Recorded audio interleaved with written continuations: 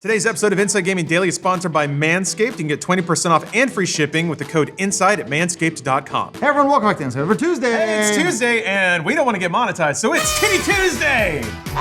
Goodbye, money. We'll miss you. Actually, it's been a while since we had a Steam controversy, especially one involving the Bristol area. It's been, what, a few weeks now? Sorry, Borderlands 3 reviews. Turns out people don't like watching YouTube videos where you just run down a bunch of numbers, so we're going to talk about titties instead. I like this. Yeah, so Valve once again finds itself playing the role of censor after banning a sexually explicit game for having younger looking characters. Joy. Sorta. I mean, that's a really good reason to ban something, but this is a weird one. So yeah, the game is a visual novel called Taimenen Asagi, and it's a pretty popular hentai series in Japan. Needless to say, it's a very adult-themed game about sexy demon hunting ninjas who end up getting caught and tortured, and then like boned while they're watching themselves get tortured or someone else get tortured while they're doing it. It's basically a Mad Libs of torture and rape and all of that. Classy adult entertainment for discerning gentlemen such as ourselves, especially including Brian over there. I'm glad I'm on the laptop for this read. Earlier this year, it popped up on Steam with the announcement of a free episode that would be followed by 3 paid ones. So they give you the free one and then hook you that way. It's the classic drug dealer technique. Everything was going swimmingly until Steam pulled the plug. Yeah, a Lilithsoft employee tweeted, "It was unfortunate that our title, Taimenen Asagi 1, got rejected by Steam during their review, but we've learned that Steam's reviews are extremely strict with regards to characters that might be perceived as underage. We're hoping to make good use of this experience in our newest title." So that seems understandable. At a glance, I'm sure Valve wouldn't want to be associated even for 1 second with anything that might be construed as pedophilia in this dimension or any other, or in the known universe. Yeah, that's instant death for anyone here in the West. As it ought to be, FYI. It gets into weird territory because some people are like, it's drawn, so it doesn't count. I'm not touching that one, just like Valve is not either. No. But some of the discussion around this game in particular is confused about that explanation. Poking through the Reddit thread, some fine gentlemen that have some familiarity with this work in particular note that there aren't really any characters in this game who can reasonably be considered as being underage given their, well, generous and extremely post-pubescent proportions. Yeah, okay, fine. I get where you're going. You guys backed me into this. Yet again, it falls to the world's premier games journalist to fall on the sword and get in those trenches and do some very real reporting. Fine, I'll do it for you.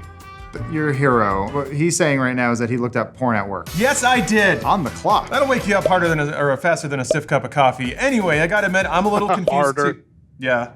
Harder. I'm both confused about what I saw because that was pretty twisted, but also I'm not sure what they're referring to, honestly, in that explanation. So let's talk about it on the broader scale here because I do have a little bit of experience in these matters. It's sadly not uncommon for hentai or ecchi or any kind of like adult entertainment to have a range of women to supply you with a veritable rainbow of ladies to satisfy every taste and predilection, every body type, every like temperament, every sort of kink. It's all usually represented by somebody, and part of that is a woman with a flat chest and narrow hips who also may happen to be very short and act very childlike. But don't worry, she's an elf and is actually 300 years old or an android. Yes, it's gross, all right? Given the explanation that we saw from the developer, I guess I expected to see something like that here, but it's not there. Mostly it's just very sharp and angular things being crammed into uncomfortable places, but that's, you know, kind of expected. Some Reddit comments mention that one of the characters wears a schoolgirl outfit, but that does not appear to be in the first game. Yeah, and again, researching, closest we could find there's a character we found on this mouse pad on Amazon. Thank you, Amazon.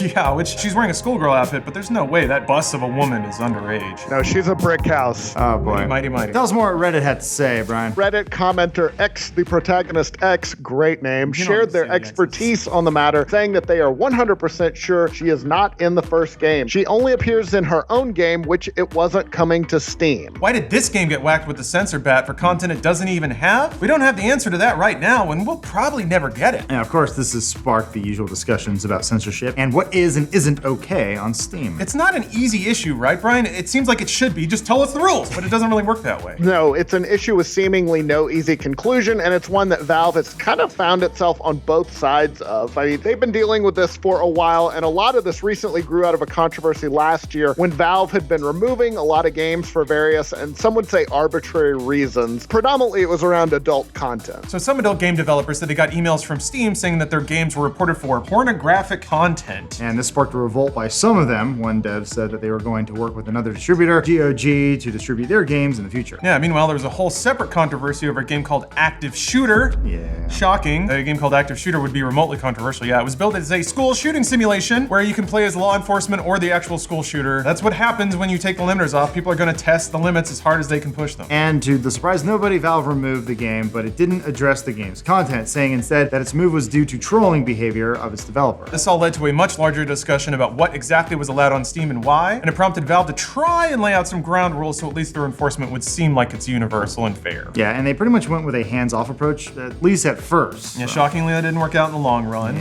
What happened there, Brian? So in response to all that drama, Valve said that it was going to allow pretty much every kind of game on Steam, and they were going to leave it up to the audience to decide what is or isn't offensive. Valve said they were going to allow everything as long as it wasn't, quote, illegal or straight up trolling. In a blog post from last June, Valve's Eric Johnson wrote, quote, "Valve shouldn't be the ones deciding this. If you're a player, we shouldn't be choosing for you what content you can or can't buy. If you're a developer, we shouldn't be choosing what content you're allowed to create." But that was much easier said than done, obviously, because there will always be games and devs that force Valve to make a judgment call or put Valve in a dangerous position by being the holders of bad content. Which makes sense. Movie theaters don't allow just anything to be aired, neither does Netflix and other online distributors. Yeah, because it puts you in the crosshairs. If you're a movie theater that's showing a snuff film, people are going to be mad at the creators for sure. They're going to be like, what the f?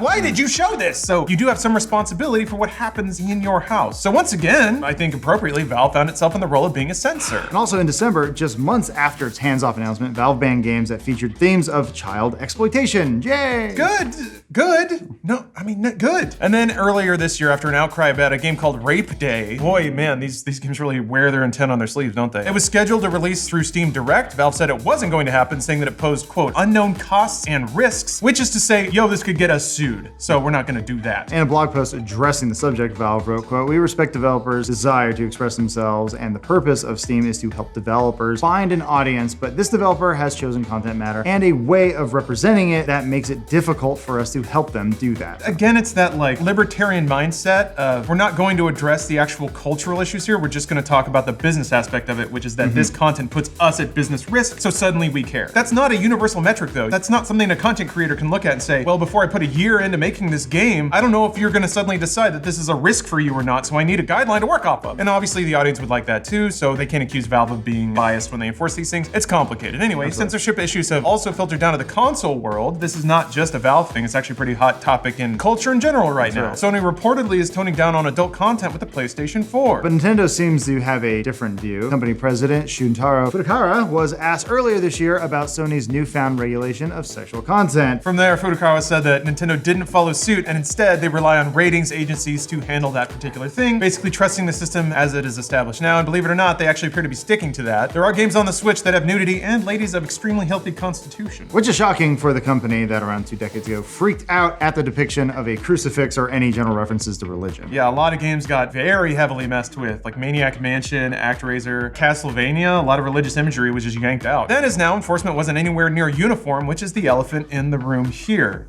Yeah, not two big elephants. Anyway. It should be noted that even the most risque stuff on consoles are far, far tamer than pretty much anything that's on Steam. Yeah, Steam is basically the back room of the video rental store. Yeah, it's gross. And as always, we're talking about sexual content because in the good old US of A, graphic violence has never been a problem and probably never will be. No, absolutely not. Boobs, scary, bad, guns, Get back, women! What about Steam, Brian? So there have been adult novels on the store and continue to be, including some very explicit ones like Saya no Uda, with some characters who look like they might be underage, but they are censored. I mean, the game is censored largely, so how is that allowed on Steam when it obviously has underage women? Meanwhile, this Tainama Asagi, no dice. I don't know, it's weird. Tainama Asagi, though, looks like it was going to be completely uncensored, although who can tell with Steam's policies these days. There was a whole mix-up, too, where developers would release a game on Steam and then have a patch outside of Steam to just bring all that content back. If there's a patch, does that still count? Does that also include Skyrim mods? Is Skyrim adult only? Because boy, there's a lot of rape dungeons in that game. So it's honestly hard to discern a coherent policy on what is and isn't allowed on Steam, and that's probably because there isn't one, and Valve is just deciding these things on a case-by-case basis. Either way, Valve will get heat for censoring games or from people who wonder why the hell a game like Rape Day is on Steam, so it's a lose-lose situation. Yeah, you're not gonna please everybody, especially with this. Unless you're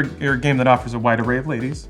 Then you got a little something for everybody. It's also worth noting that Valve isn't the only group that has struggled over what isn't acceptable, especially when it comes to porn. So this is when it crosses over into the real world, right, Brian? Yeah, the most famous recent case in the US was Miller versus California. It was a 1973 case that involved the California publisher named Marvin Miller, aka the King of Smut, who was prosecuted for distributing allegedly obscene materials. I mean, he better have been with a nickname like that. Yeah, seriously. Damn. So the Supreme Court, they ended up upholding his prosecution, but in doing so, they established a 3-part test for future obscenity cases, and this is a famous 3-part test. Yeah, Chief Justice Warren Berger described the test this way, quote, whether the average person applying contemporary community standards would find that the work taken as a whole appeals to the prurient interest, whether the work depicts or describes in a patently offensive way sexual conduct specifically defined by the applicable state law, and whether the work taken as a whole lacks serious literary, artistic, political, or scientific value. I mean, even that test is open to interpretation because it depends on, quote, applying contemporary community standards. Those are also very different standards from 2019 and 1973. Look, weed has been legalized. The world has been turned upside down. Yeah, but you still can't bone kids. Good. Also, in addition to all of this, Japan has a very different set of values when it comes to sexualized content than we do in America. And now we've arrived at the core of the issue, is that this game was made where those standards are different, they're coming over here, and now Valve's caught in the crosshairs of trying to be that cultural mediator, and they don't want to be. They just want to make money and have no problems at all. Who knows? Maybe Valve will have to employ its own in-house legal porn expert to play through all of these games. I might know a guy. I do have a little bit of experience. I mean, do you need a law degree? Throwing this out there, you can follow Valve's in-house chef on Instagram, and she posts the food she makes for Valve, and I want it. I want to watch porn all day, and then stamp yes, no on something, and then go eat that charcuterie. In the meantime, I won't be eating it. I guess I'll have to be content with that soggy anime gaming mouse pad. Damn. It's actually sold out. Today's episode of Inside Gaming Daily is sponsored by Manscaped because adult times are fun when everyone is highly post-pubescent, which means, fellas, you got a bit of a tangle downstairs, and you better trim that stuff. Get it under control. Manscaped has redesigned the electric trimmer for your sensitive areas. You don't want to walk around like an ape. No, we're hairless now, or close to it. A fine trim will have you looking great. Their Lawnmower 2.0 has proprietary skin-safe technology, so this trimmer will not nick or snag your nuts, which is the last thing you want to happen. Manscaping accidents are finally a thing of the past, thanks to Manscaped. And don't use the same trimmer on your face as you're using on your balls. Come on! Like I said, we're hairless apes now. We've grown, we've learned, we consume our art on Steam, and we use specific tools to crop off all of our garbage hair. There's also the Crop Preserver, an anti-chafing ball deodorant and moisturizer. Yes, really. You've already been putting deodorant on your armpits while you're not deodorizing the smelliest part of your body. Make it a treat to go downstairs. Sanitize those balls. We also have a promo code for you guys if you use the code INSIDE at manscaped.com. You get 20% off plus free shipping. Manscaped implores you to always use the right tools for the job. Your balls will thank you, and if you've never been thanked by your balls, you ought to try it out. Once more, that's 20% off at manscaped.com using our code INSIDE. Thank you, Manscaped, and thank you for taking care of your testicles. No more Mario nipples, Lawrence? God, I needed those nipples. Those were so great. Yeah. Those little brown guys. Yeah. We waited years to see what's under that shirt. Yeah. Nobody expected this, but Nintendo's somehow come out against censorship in third-party games. Cool. Said they won't step in to modify any questionable content at all. Good for them. So Good. while we've seen Mario's upstairs, get ready for what's down below. Oh, God.